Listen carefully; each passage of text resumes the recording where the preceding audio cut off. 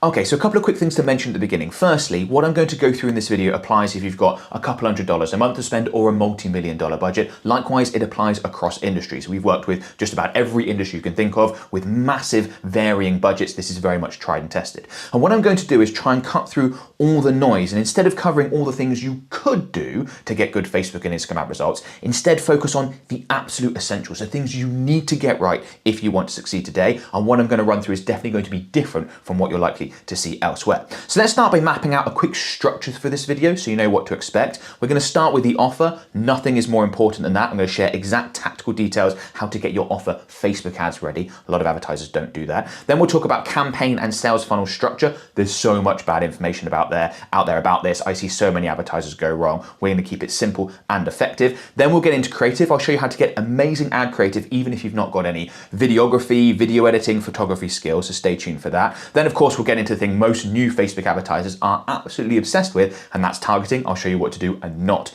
to do when it comes to targeting. Then we'll cover tracking and data, including the smartest, quickest, easiest ways to get that set up properly, which is really important. Then we'll cover budgets and scaling. You don't want to get this wrong. Most advertisers do. And I've got a bonus topic that I'll share at the end, so make sure you stick around for that. So that's a lot to get through, but I know you watching this video, you are serious about getting the best Facebook ads results possible because you know that could be a complete game changer for your business and your life, and you have the discipline and patience to make it through the full video, right?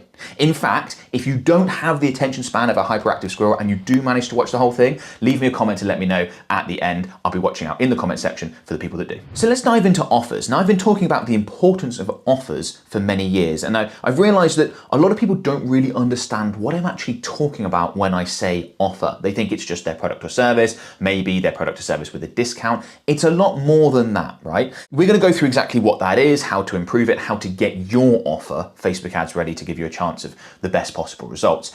But I want to just quickly touch on the importance of a fantastic offer. It is by far the most important thing in your ad campaign. You could set up your ad campaign completely incorrectly, get the targeting completely wrong, mess up with the copy, not have very good creative, but if the offer's good enough, it will still work or has a really good chance of still working. But the inverse is not true. Doesn't matter how good your campaign set up, doesn't matter how good the creative is, if the offer isn't good at the end of the day, nothing's going to fix the campaign. That's why we're starting with it. That's why it's so important. So to help explain what an offer is and what's encompassed within the sort of offer package, I'm going to go ahead and grab Alex Hormozi's offer framework, because I think this is the best visual representation of sort of how this works, right? So we've got this image here, and we've got these sort of four components. We've got dream outcome. So if you're selling weight loss, this would be to get in great shape. If you're selling how to make money in the stock market, it would be becoming really rich, right? That's your dream outcome. You've got perceived likelihood of achievement. How likely do I think I will actually get my dream outcome if I purchase this business's products or services?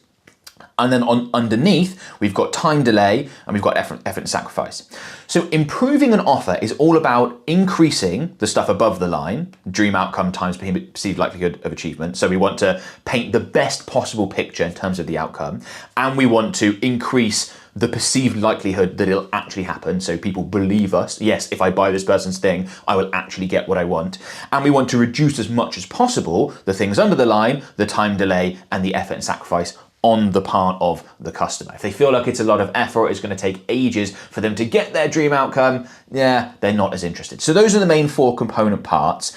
And there are different ways that we can go about adding things to our offer or crafting our offer to try and hit one or multiple of those elements, right? And that's what we're going to run through, okay? So the first thing is what you actually sell. I mean, it has to be good, obviously. Hopefully that goes without saying, but it also needs to be differentiated in some way from your competition. Now, I'm going to give you some examples here. You don't need to win or do all of these options. Often one will be enough to differentiate yourself successfully from your competition and have a good offer, but the more of these you can achieve, the better, right? So how does your product or service do a better job of achieving the dream outcome than what your competitors provide?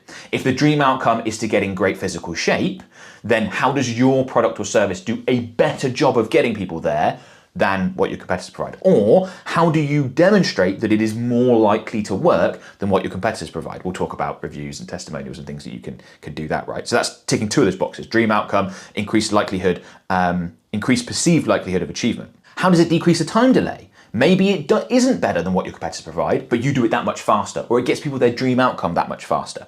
Maybe there's less effort and sacrifice. Again, perhaps you're not differentiated on the other elements. Like what we offer is basically the same thing. They'll roughly get the same dream outcome, but if they go with my competitors, they're going to have to put on all this time, all this effort. I'm going to make it as quick and easy for them as possible. You can do that. Now, obviously, the more of those you can add in, you can stack them, you can compound, you can create an even better offer. But just wanted to give some examples and hopefully give you some thoughts of, okay, how do I differentiate what I've got from my competition? The next thing that you can look to include in your offer to make it Facebook ads ready, give yourself the best chance of success when it comes to your Facebook and Instagram ads, is a guarantee. I love guarantees. I think they are massively underutilized by the Facebook and Instagram advertising community. And what guarantees do is they massively increase the perceived likelihood of achievement. So if someone's looking at your thing and thinking, yeah, I love the idea of that dream outcome, but I'm really skeptical that they can actually help me achieve that. You put a guarantee onto your offer, and that skepticism, if not completely disappears, is massively diminished. Because people are all of a sudden going, well, they're so confident that they're going to help me achieve my dream outcome, that if I don't achieve it, there's stipulations within the guarantee.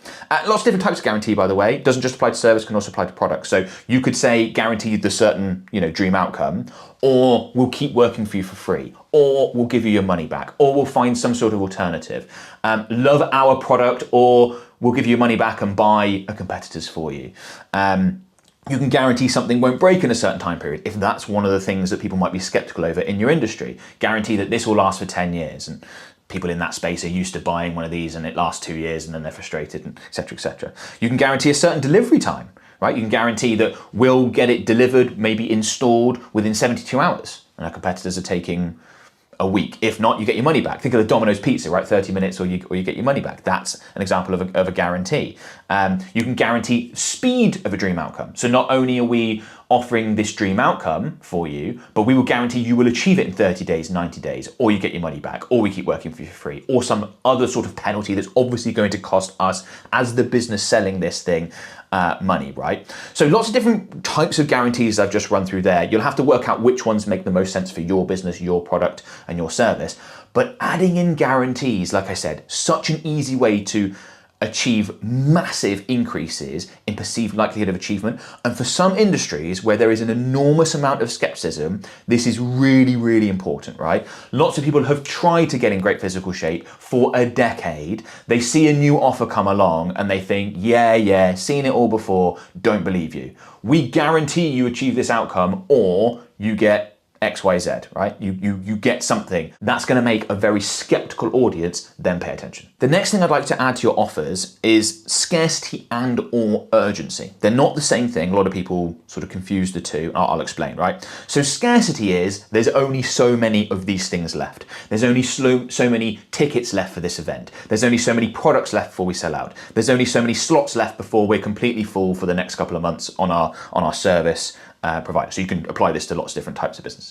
Now, scarcity helps convince people to take action now, as opposed to going, oh, that looks interesting, I'll get to it when I get to it. And of course, a lot of them forget and they never do get to it, and you miss out on the lead, the sale, whatever it is that you want. That's scarcity.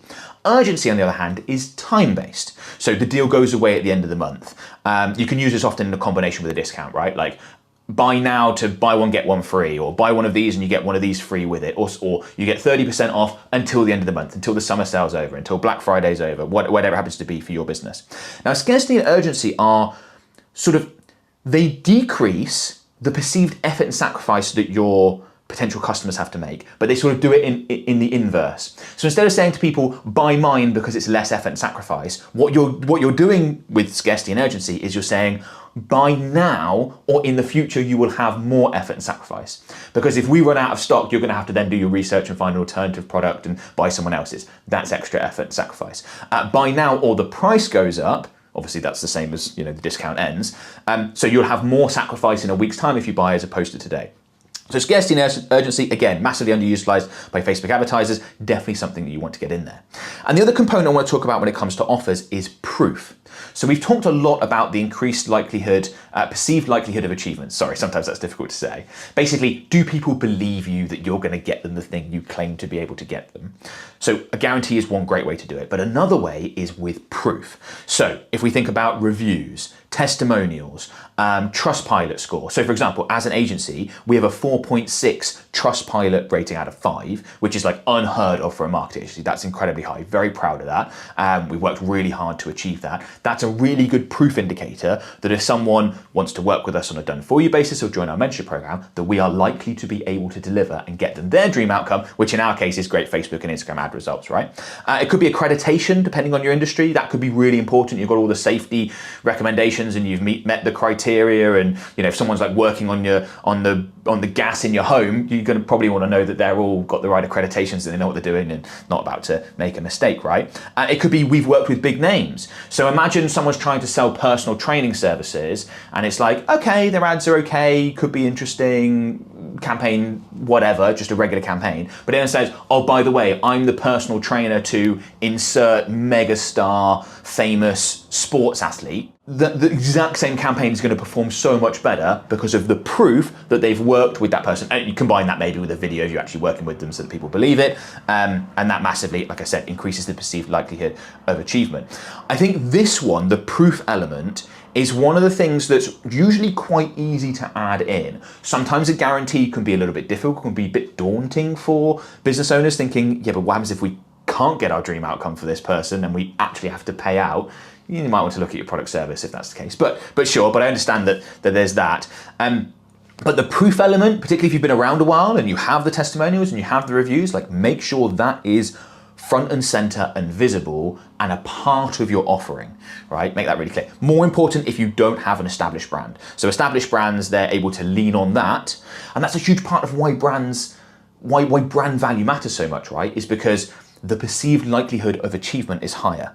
So even with, like, let's just take a sort of micro example, you clicking on this video and deciding to watch this from my channel, as opposed to the equivalents that you might find from other people making videos on Facebook ads, on YouTube, you probably did so because you have an increased perceived likelihood of achievement. As in, I have the largest Meta ads only YouTube channel by far. That's brand power. That's people going, okay, well, I mean, he's got the biggest, so more people are watching his videos, more people are subscribed to him, more likely that his stuff is better than these other people. That's why they're doing that. Therefore, if I click and watch this, more likely to do better content, right? Not always, I know, I always try, but that's how this works. That's how this game works, right? And in the beginning, I'm telling you about, I've been running ads forever and 200 million in spend and all stuff that, people can verify. We put out evidence as such, but that's what that's ticking at. It's the increased perceived likelihood of achievement of your dream outcome. Your dream outcome is, I want to know what Ben would do if he was starting Facebook ads so that I can replicate that and get great results really quickly. In a second, I'm going to get into campaign structure. Before I do that, I want to very quickly let you know about my mentorship program, which provides you with all the support you need to get the best possible Facebook and Instagram ad results, including exclusive educational material,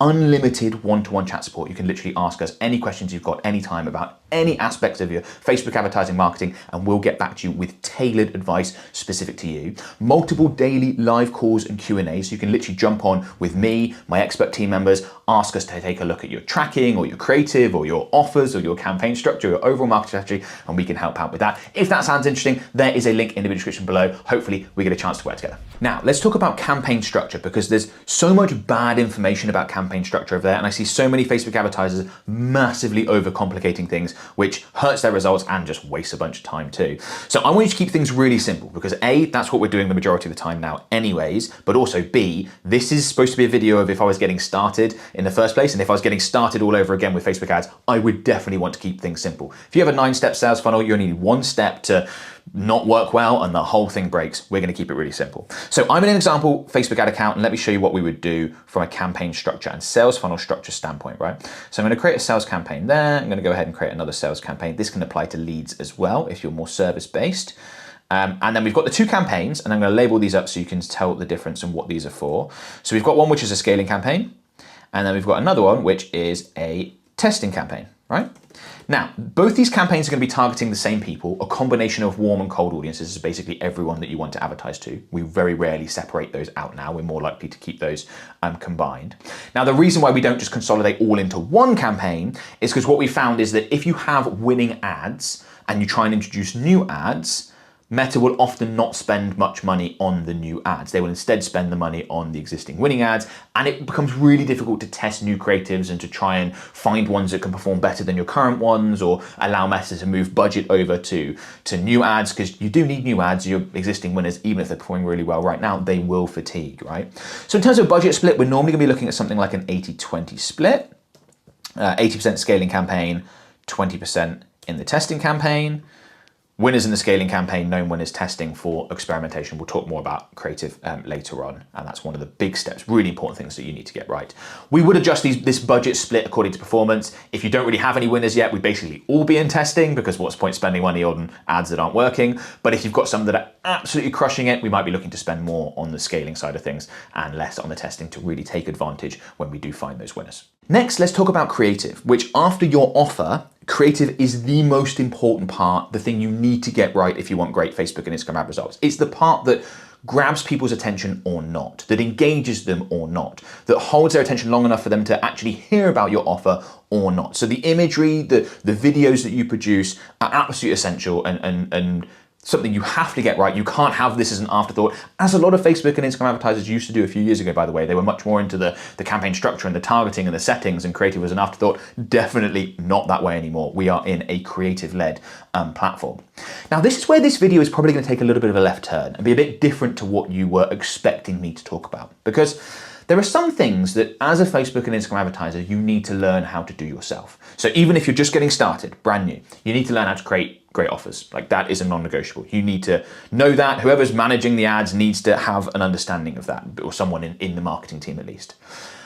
But interestingly, your ad creative is not something you need to learn how to do yourself, which I know might sound a bit mad. You're thinking, hang on, this is the second most important thing in a Facebook ad campaign. I don't need to know how to do it myself. Correct. I know it sounds a bit mad, but stick with me here, right? Of course, you can learn how to produce amazing ad creative, and that would be really beneficial to your business and your Facebook and Instagram advertising efforts. But you don't have to. And at the beginning of this video, I told you that I'm going to show you how to get fantastic ad creative if you don't know any video editing skills, you don't have videography, photography skills, any of the skills you would normally associate with needing to be able to produce great ad creative. And here's me keeping that promise to you in this video. Because if you are getting started with Facebook ads, or even if you're sort of feeling a little bit stuck and you've watched this video thinking, well, what would Ben do if he was starting all over again, right? Instead of you making your own ads, I want you to hire creators and influencers to make your ads for you. Now, I know as soon as I say that, a bunch of people in the audience just go, whoa, there's no way I can afford to do that. I don't have the budget. I'm only operating with a few $100s a month to run my ad campaigns. Like, this is not something I can do. And I want to sort of shift some mindset around that. There are creators out there who have not massive, but targeted small followings that will make ads for you for $100.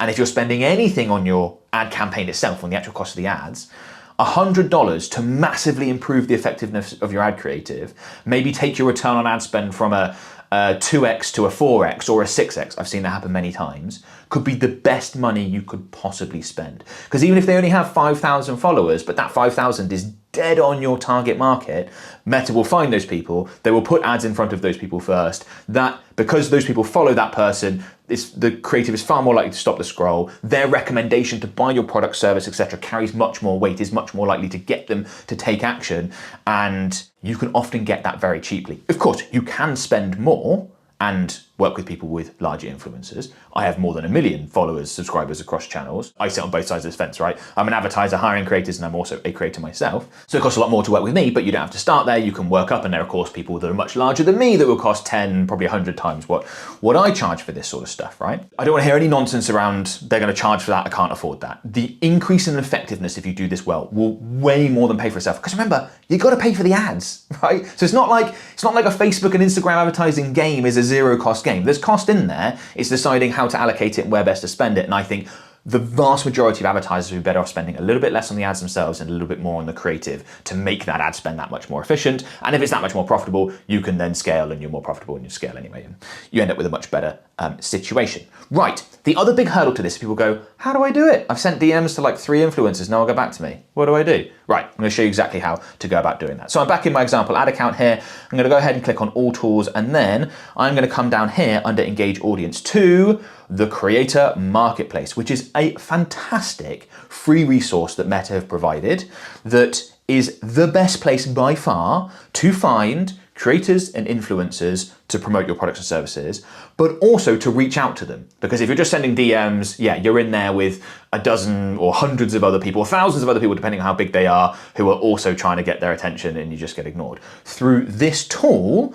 people who receive your messages are far more likely to be like, oh, this is a brand that wants to pay me money to get me to do things for them. That's fantastic, I'm going to pay attention to it. So also the best way to actually get in touch with them and create campaigns and all that sort of stuff. So a couple of things to quickly mention before I give you a quick demo of the Creator Marketplace. Firstly, you need to request access to Creator Marketplace, not provided by default, and you need to have a professional Instagram account or an Instagram account connected to a Facebook page in order to use it. Simple things to do, but you just need to do those. I don't want those to trip you up. Then I jump into the Creator Marketplace, and there's a few features that I want to run through, but a couple of things I want to highlight as well, right? Approximately 1 million creators on the Creator Marketplace. So we're not just talking about the massive names everyone knows. You can get really quite specific with your audience and with your niche and with your industry, and that's often the best way to go from a return on ad spend, well, a return on investment standpoint for you, because it's going to cost you less to work with these people, and a return on ad spend standpoint, because once you run the ads, they're more likely to be relevant to your target audience, and their recommendation carries more weight, and et cetera, right? Like, people might trust me when I talk about a certain software that can help with Facebook and Instagram ads, but if I start talking about, you know, what type of shoes to wear, I don't think anyone's going to care. Almost no one that sees my content is even aware that I've got legs, let alone what I might be wearing on my feet, right?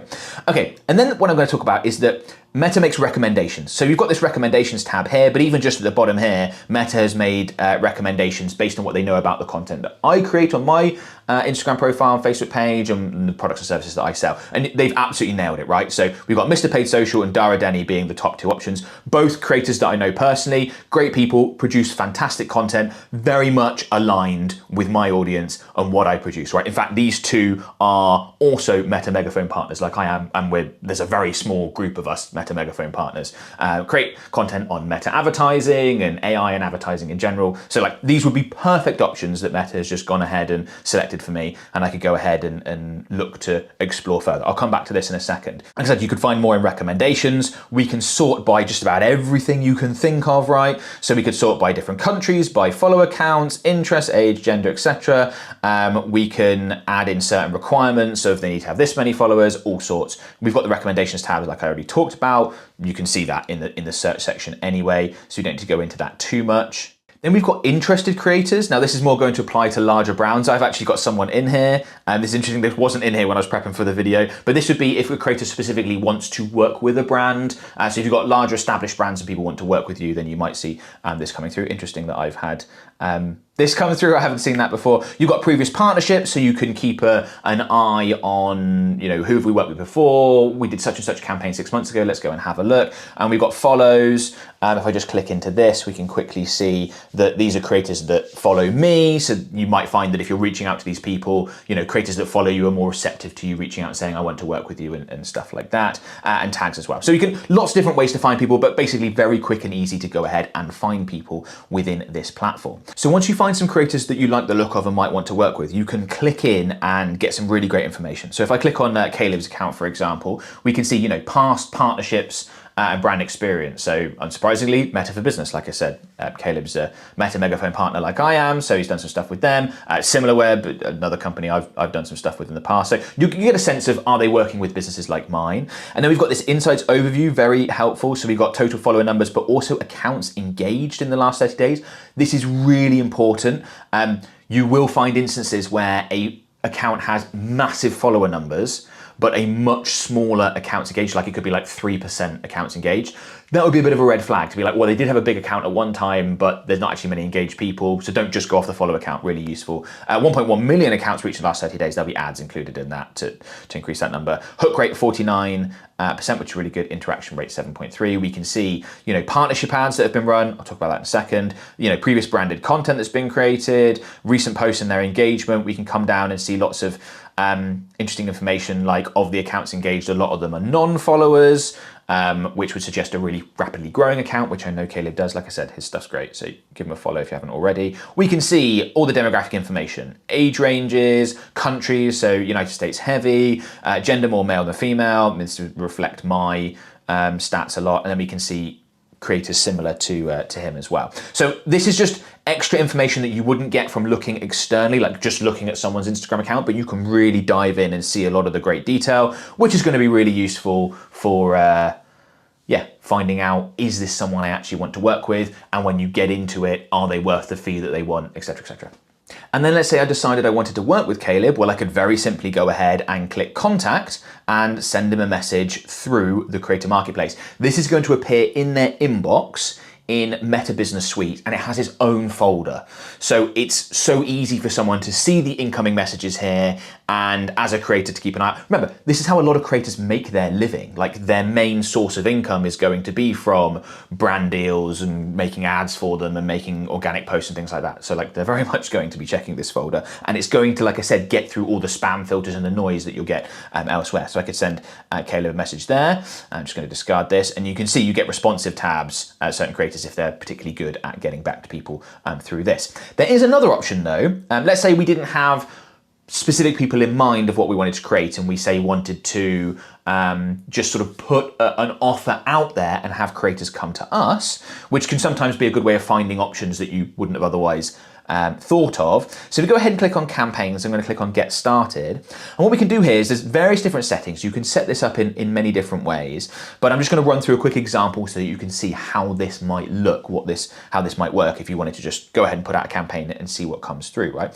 So firstly, we need to select a campaign goal. So from this list, what is it that you want from working with the creator? This is built not just with ads in mind. I'm talking about this very much from an ad standpoint, but this is built with ads and organic content in mind. So just keep that, be aware of that as you go through the process. So let's say I wanted to increase sales. I want this creator campaign that I'm going to produce discoverable by creators. And I can either do a fixed offer, so a fixed amount, or I can leave this unticked and then make my compensation open to negotiation. If you're going to put this out and make it discoverable by creators, I would normally leave it unticked because you're probably willing to pay more for a creator that has a larger audience and more influence. But that's definitely what I'd recommend anyway. So we go ahead and click next, and then we've got the details, right? So we could have, a Black Friday sale campaign could be our option. And then you could say, looking for creators to produce video ads to sell our camera tripods. And I said that because you will probably not be surprised to know that I'm looking at 2 camera tripods. Camera tripods, right? So pop that in there. Then we can add an image to demonstrate the product. I'm hoping it'll let me click next. Oh, it's going to insist on adding an image. Right, let's just add something in there. Have I got anything on the desktop I can just grab? I do have something on the desktop I could grab. I didn't plan this, but that's actually a screenshot from our agency partner page, whatever it's called, that shows our ad spend across the ad accounts we're managing at $40 million over the summer. Anyway, I just needed to add one in there, so let's go ahead with that. Right, and then we can get more specific. Do we want to work with everyone? Do we want to work with male, female? It would depend on who we're trying to reach. We can add in age, ranges, followers, all up to you. Once you do this more, you'll get a sense for what your sweet spot is, of who you really want to target. And then again, we can do that for the creator, and we can also do that for the target audience, because sometimes they won't match up. Most of the time they do, by the way. Like if I look at my stats, the average person that watches me is going to be male and about my age.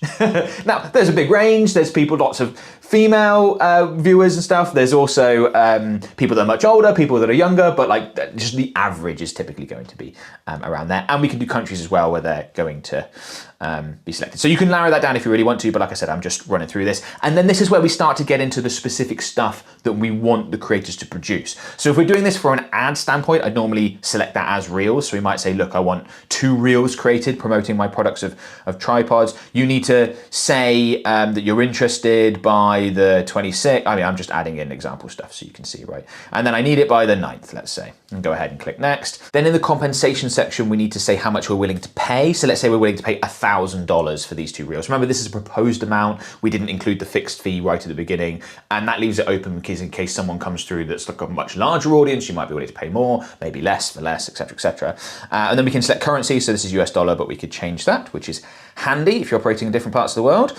And then we've got add boost permission. Now this is incredibly important, because what this is basically saying is this is you getting permission as the business that's paying for this content to use this content as ads, which is, well, for the purposes of my audience, purposes of this video, the whole point. Yes, great, you can get them to produce organic content, get them to post that on their socials as well, fantastic, but we want to run this as ads. Which is something that hardly anyone in the influencer marketing, creator marketing space is doing. They are doing more and more, to be fair, but that's where so much more of the value is. Because if you just post, let's say you get a creator to produce an Instagram reel for you and they post it, right?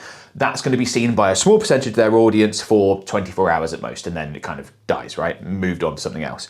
But if that piece of creative, that content is great, works really well as an ad, you could run that for weeks, months. The example we've been giving, Mr. Paid Social, Caleb stuff, I see an ad of his that is run, there's been an ad that he's made for a brand pop up on my feed like every day for months. They are putting tons of money, that business is putting tons of money into using that ad creative as an asset to sell their stuff, right? So that's a perfect example of this being used. And you have to make sure that you get this permission. So even if you're not creating a campaign as we are here and you're reaching out directly, make sure you make it very clear, I don't just want this content for organic purposes, I want to run this as an ad. And you can say you could be willing to pay more to run this as an ad. I'd often recommend not. Now, the reason why, or not offering much more, let's say, so maybe we offer another $500 more, something like that, if we're paying $1,000, maybe even less than that. Sometimes you don't need to pay any extra at all. And the reason why is because it doesn't take the creator any extra time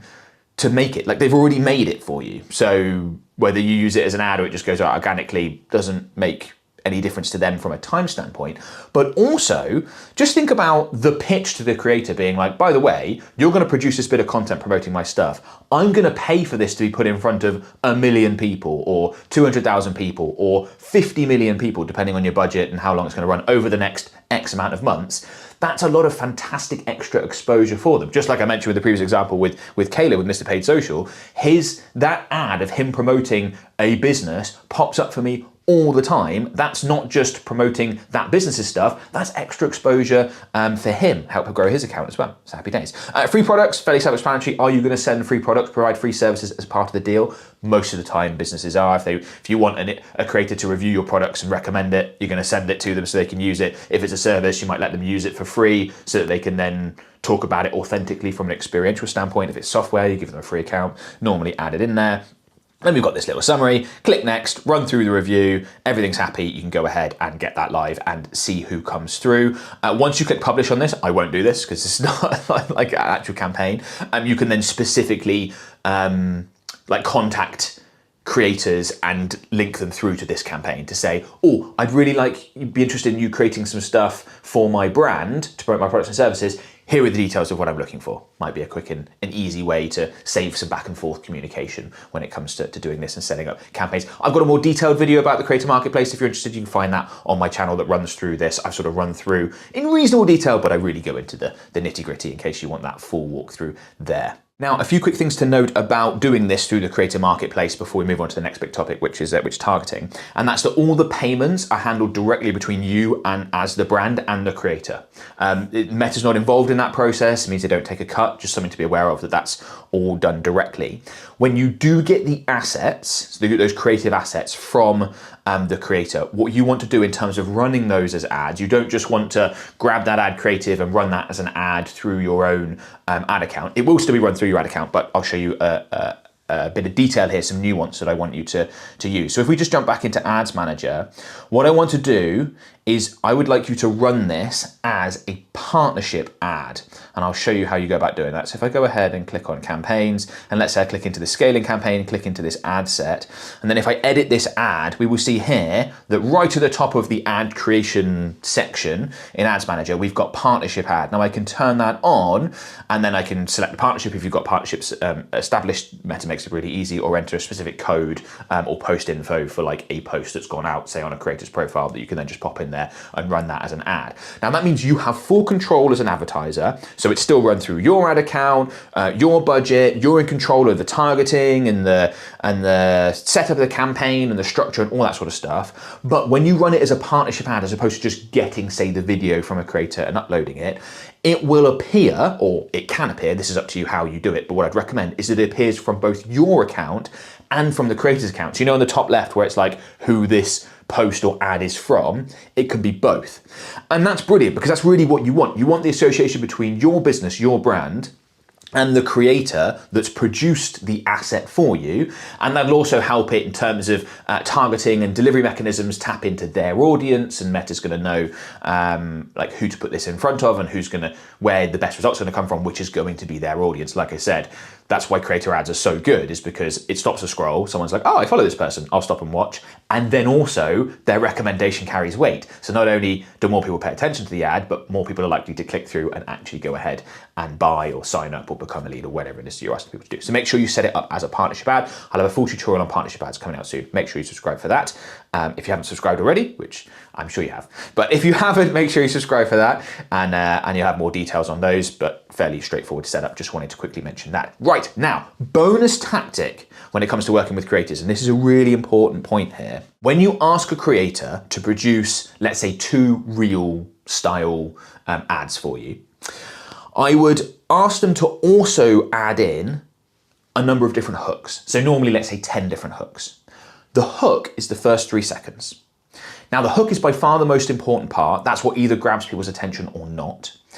And by doing it that way, so let's say I want you to create 2 full ads that are 45 seconds long that promote my product or service, right? If you have 10 different hooks for each, so you say, right, that opening line, I want you to give 3 different variations of that opening line. I want you to do it with different backgrounds. Instead of like this camera angle, just turn the camera and have that as your background so that it looks visually different. Do it with a different top on. Do it stood in a different location. It won't take the creator much more time than that. It might take them, let's say it takes them a couple of hours to produce 2 reel style ads promoting your product. It might take them another hour to do all 10 different hooks. But if you have the 2 full ads with the 10 different hooks, you have 20 different ads. Yes, the majority of each of those ads are the same, but 90% or so of people aren't going to make it past those first 3 seconds. They don't make it past the hook. So to them, they never saw the rest of it anyway. So it is a new ad. Massively helps you overcome ad fatigue, makes it much more likely that 1 or more of those hooks will land, because you just have basically so many more goes at it, so many more swings of the bat at it to be more successful. And the hook is the most important part. Quick and easy for the creator to do. It's just a way of making your budget go that much further. Because let's say it's going to cost you $500 per video asset to get created from a creator. Well, you might be able to get 20 for the price of 3, as opposed to 20 for the price of 20, because like I said, the hooks don't take that much longer to record and produce. So that's something I'd recommend you do. Other recommendations around what the creator does, I would normally keep fairly open. So if someone's a creator and influencer, they are that person and in that position for a reason, normally pretty good on camera, normally know what they're doing if you're working with the right people. So you want to give them quite a lot of flexibility. You can give direction in terms of, I need you to make sure that you include this in the call to action, or make sure you hit these 2 bullet points that are really big positives about what we sell that I want you to mention, or this credibility indicator. Remember, those things that we talked about in the offer, that's where you'd want to be like, list some of these. But in terms of like style, visuals, how they do it, normally I'd very much leave that up to the creator, because they know that's how they've gotten to where they are. They know what resonates with their audience. They're going to want to get you good results and produce the best stuff, because A, they want to make sure that good content that includes them in it is put out to the world when you run it as an ad, and B, they want more money off you. They want to work with you again in the future. They're incentivized to get you good results, right? So a few things to note about creators and Creator Marketplace and how that works. I think we've run through everything I wanted to talk about. And just honestly, if I was starting again,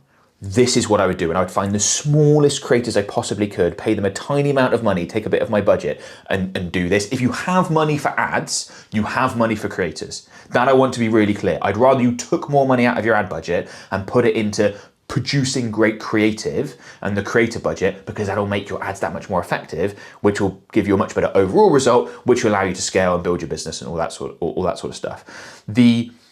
The effort and time required to become really good yourself at making ads, you can bypass so much of that by working with creators, and they have influence.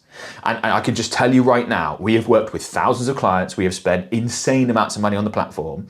The businesses that produce the best results consistently, where we sign them up and we're like, this is gonna fly, is always when there is a massive creator or influencer a part of the brand, and we can leverage their audience to generate tons of sales and leads really quickly. Those are the businesses that go from nothing to like just, you can't believe how quickly they scale. The ultimate example of that would be like a Mr. Beast, right, with Feastables. If another business set up a chocolate bar company, like, okay, take probably a few decades to gain any real traction. If they were brilliant at every single element, he could just go ahead and buy it in a bunch of videos and the thing just absolutely takes off. So you're going to be doing that on a much smaller scale, but that just to demonstrate the power of this, and saves you time, you get better results, win, win, win. So it's time for targeting. Now this is one of the topics that particularly new Facebook advertisers are absolutely obsessed with. They think targeting is make or break. If they don't get good results, they nearly always blame it on we're just not reaching the right people. It's nothing to do with our offer, it's nothing to do with our creative, it's nothing to do with the product. We're just not reaching the right people. And I'm sorry to say that is very unlikely to be true. Targeting used to be incredibly important, and we're almost experiencing like Facebook ads industry lag. And I appreciate it. There's probably loads of people that watched my video from 5 years ago, found out all about targeting, thought this is the most thing, haven't watched one since, they've been focusing on other areas of their business, maybe they're doing something else and they've come back to it and they're still under that belief, but things have really changed. Targeting just doesn't matter anywhere near as much as it used to. Offer, creative, far, far more important. But I want to run through this so you can see how I'd recommend you set it up and go through the details. So back into our example Meta Ads account, and let's go into our scaling campaign, and then we're going to go ahead and click edit on the ad set level. I'm not going to worry about anything else. I want to talk about targeting right now. Budget share tool we're going to talk about in a minute. So we get down to this section here, which is audience. And in audience, we've got controls and we've got suggest an audience. And depending on your campaign structure and what you use, you're almost certainly going to see something like this going forward. So the way to think about these two different sections, controls and section audience, is anything in controls, they are hard targeting boundaries and constraints. So what you select in here, Meta will stick to.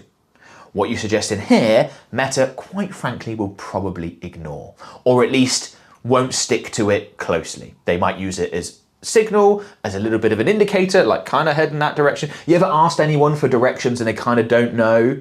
You know how that experience where you go, where's such and such? I can't find it, sat nav's not working, where do I go? And they're kind of like, well, I kind of think it's like over that way somewhere. And you sort of have to drive off like, you don't know what you're talking about. Meta's a little bit like that. A little bit like that with us giving the suggested audience. They're a little bit like, yeah, you don't really know. Don't worry, we'll find it. We'll find it for you. We'll find those people for you. So the first and most important thing in here is location. Where do we want to advertise? Where do we want the people who see our ads to be?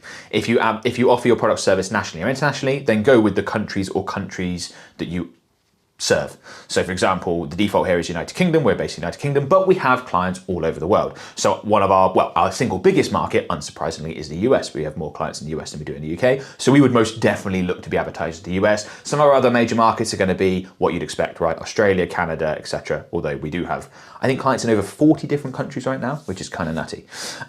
Anyway, so we could leave that, but we could get more specific. So for example, we could just look to advertise let's delete that out. Oh, it's not going to let me because there's only one in there. We could just advertise to the city of Bath if it comes up. If we were a local business based in the city of Bath, we could obviously do a radius of 25 miles around that, or we could look to get more specific with 15. This is going to be very business dependent. Where do you want to advertise to? Don't overthink it. Just think, where are people that we want to work with? Where are they based? How far are people willing to travel to us if that's our type of business? How far are we willing to travel to work with people if that's our type of business? Maybe nationally, maybe internationally. Don't need to massively overthink that. But this is a hard boundary, right? Oh, it's annoying that Meta won't let me delete that out. Never mind. I'm going to put United Kingdom. So this is a hard boundary. Meta will not go outside of that. Sometimes they don't get it quite right, there are errors, but for the most part. We've got some more controls in here. If I tick into that and scroll down, we've got a minimum age. You can see that the minimum only goes up to 25, and this is not really a targeting selection. This is more of a, oh, I'm not legally allowed to sell my stuff in this country to anyone under the age of 21 or anyone under the age of whatever it happens to be, right? But most businesses can leave that as is. Exclude these custom audiences, not something I want you to worry about. If I was starting Facebook ads all over again, definitely not something I would worry about at this point. And then languages, you might want to be more specific here. If you operate in a place with multiple languages and you only serve people that speak one of those languages, like let's say you're in the French speaking parts of Canada and you only speak French. I'm not sure how you're managing through this video, but let's say you were in that scenario, you might want to only select French because you can only work with people that speak French, right? Okay, so that's the control section. It's basically location with a little bit of extra, and those are hard boundaries. Then we've got this suggest an audience section here. Now in here, these are those directions I was talking about earlier, where you say to Meta, the customers are kind of like over, that way. And Meta goes, yeah, we'll work it out. I'm not convinced that adding much in here makes any difference anymore, to be perfectly honest.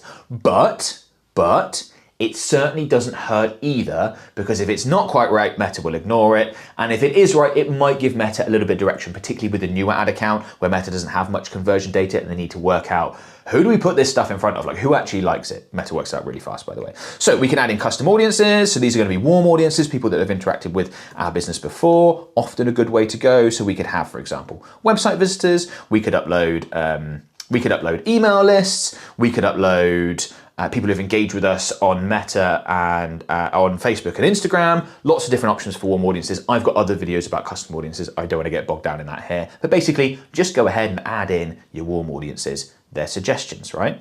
Then we can also look to get a little bit more specific if we want to. Our customers are mostly going to be 25 to 55. Or you could get more specific. Our customers are mostly male, they're mostly female, and you can look to adjust accordingly, right? If you're not heavily skewed one way or the other, don't worry about it. Even if you are, like I said, I'm not sure this makes a huge amount of difference. And you could add in some detailed targeting options to give Meta that initial indication. They're over there somewhere. So it would be something like, for our business, for example, we could have, social media marketing. As an example, people interested there, social media marketing. And you can add in one, you could add in multiple, you could leave it blank. Not sure it makes a huge amount of difference. But that is the structure when it comes to targeting. What I don't want you to do is go ahead and do a bunch of things that I haven't shown you there. I don't want you to go ahead and click on further limit the reach of your ads. That's likely to cause more harm than good. I don't want you to try and come up with anything else more complicated. This targeting section of starting Facebook ads all over again is much more about don't mess it up as opposed to get it right, because you only need to be kinda there and Meta will work it out for you. Next thing we need to cover is tracking and data. This is the boring part of Facebook and Instagram advertising, the part that no one really wants to think about, no one wants to worry about. When I make specific videos about it, no one clicks and watches, but it is really important.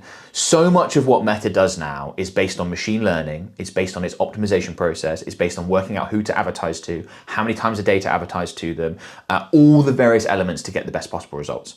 To do that well, Meta's systems need to have accurate data. They need to know who is converting, how often they're converting, when they're converting, which clicks led to conversions and which ones didn't. And if you don't have accurate tracking and data set up, you're in trouble. So as a minimum, you need to have the Metapixel and Conversions API set up and generating conversion events accurately.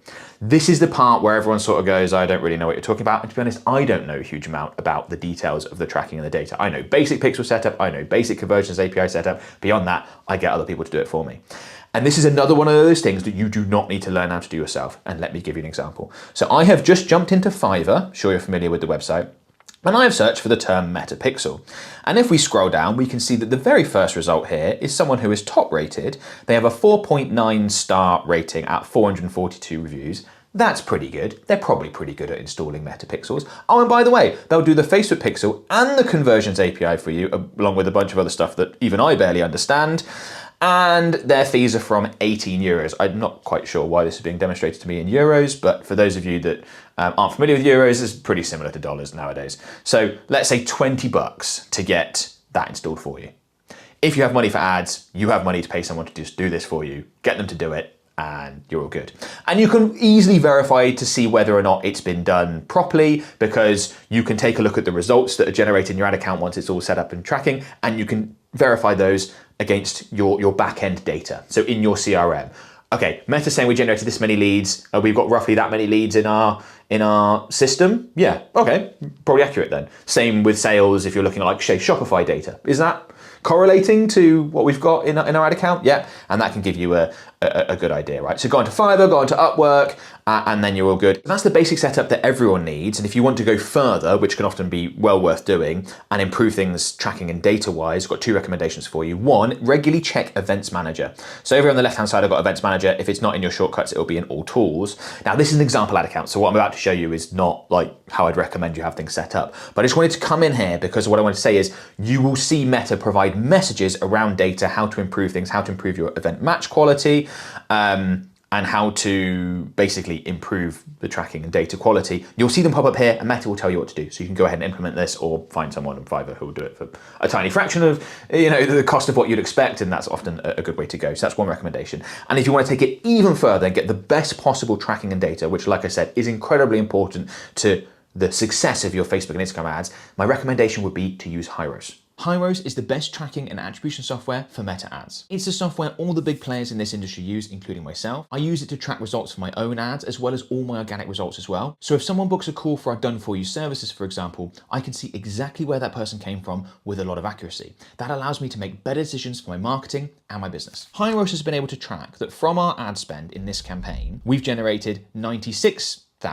but £58,000 of that was not reported by Meta. So if I was just looking at my data within my Meta ad account, I might come to the conclusion that this campaign is doing okay, but in reality, this campaign is doing a lot better. Now, this is a relatively extreme example because of the nature of our business. So most of our products, services have recurring billing elements. Meta might be able to see what we make initially from our ad spend on that initial transaction, but not those subsequent payments. And that's why it shows the importance here of being able to accurately see what did we actually get from our ad spend in order to be able to make better decisions and optimize correctly. So if you want to improve the performance of your ad campaigns without having to touch your ads, go ahead and sign up to Hyros. There is a link in the video description. The next topic we need to cover is budget and scaling. One of the other things that you have to get right, or kind of like targeting, actually, you need to make sure you don't get wrong if you're starting Facebook ads and you want good results. So let's go back into Ads Manager and talk about this. We'll jump into one of those campaigns and that we've created as an example.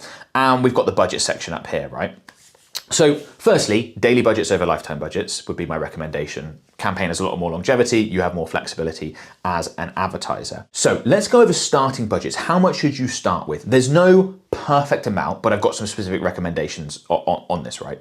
So you want to start with a budget that is small enough that you can afford to lose it. You don't want you or your company to be put in financial difficulty if the campaign doesn't work really well from day one, which is of course possible, right? We've talked about the elements you need to get right: offers, creative. It's not like everything immediately works really well. That would be completely unrealistic. There might be some stuff you need to work out. That might take a bit of time. You should be prepared for that. So start with a small enough budget that if you lose it, it's not the end of the world. But you don't want that budget to be so small that you don't care about it, that you're sort of, whatever, we'll just kind of leave it and I'll check it in a month's time. I've seen people do that as well. They start so small that even if it was to succeed, it wouldn't have any meaningful impact, and there's therefore not that motivation to do this properly and really get involved with the campaign.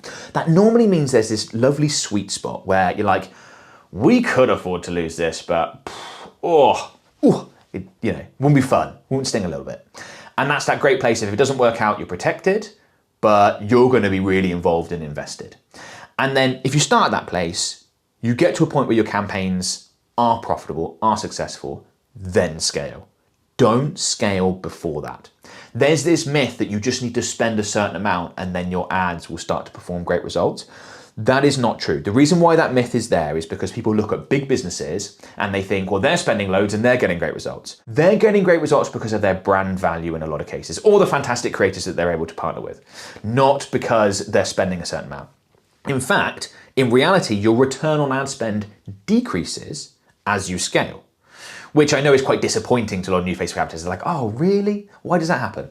It's because Meta's so good at finding your best possible people to advertise to. So when you're only spending enough money to advertise to, say, 5,000 people a day, Meta's going to find basically the best 5,000 in your target location for your business. As you spend more, you're then advertising to another 5,000 and another 50,000, the more and more and more you scale. And those people are still going to be good prospects, but not quite so good as that original core. So your ROAS does decrease, usually quite only by a little bit at the beginning, and then the more and more you spend, the more and more it will decrease. That's why a lot of businesses do cap out at a certain point in terms of how much they can scale. Those numbers are normally massive. Very successful business. You can still run off into the sunset with a big bag of money if you ever reach anywhere near that level. Don't think you're doing that at, $1,000 a day or anything like that. The numbers are normally much, much higher for when you cap out, but those caps do exist, right? So get to the point where your campaigns are nicely profitable and then scale from there, and then scale slowly. So the solution of thinking, right, well, if my ROAS decreases as I scale, how do I make that work? If you need to be at, say, a 3x ROAS for your campaigns to be profitable, you want to be at like a 4x, maybe a little bit better, maybe close to a 5x at your current budget level before you start to scale, knowing that, okay, well, if my ROAS decreases a bit, I'm still fine. This is still really nicely profitable and I'm generating more volume and making more profit overall. So that's how we typically recommend you do it, and then scale slowly. Don't go crazy. Don't go from $10 a day to $500 a day all in one go. You want to do it in a stepped approach. I've got more videos on specifics around scaling and different strategies and budget increases if you want to check those out. But that's some general advice that I've got when scaling, because a lot of advertisers really mess this up, and it can really take the wind out of your sails if you've gotten something to work really well and you're super excited and you're like, we're going to scale to the moon and conquer the world, and you go to scale and ROAS just goes boom, and you're like, I didn't do this properly.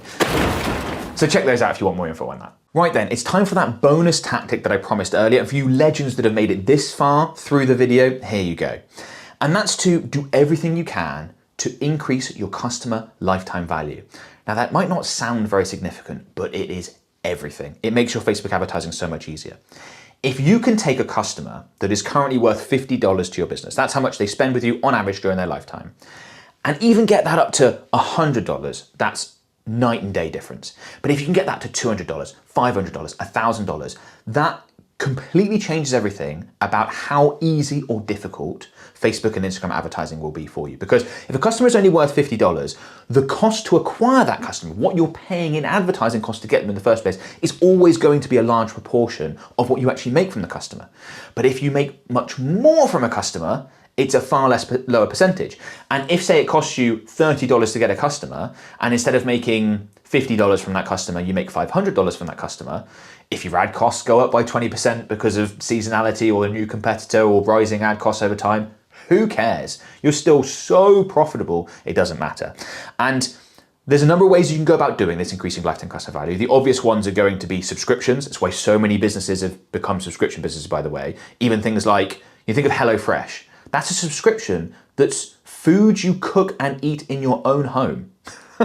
It's kind of nutty, right? But that's what it is. Your own car, right? Like if you've got a car like mine, the thing has like updates that you need to have a subscription for. It's like, I've already bought the car, and that's why everything has become a subscription. But it's all about increasing customer lifetime value. Other ways you can do it, you can get people to buy again. Your stuff's really good, they'll buy again. Referrals, so instead of just getting more money from that customer, each customer you acquire, you're much better at then leveraging those to acquire more customers for you. Another really good way to increase your customer lifetime value. But the advertisers that obsess over this, the advertisers that dominate the back end, behave.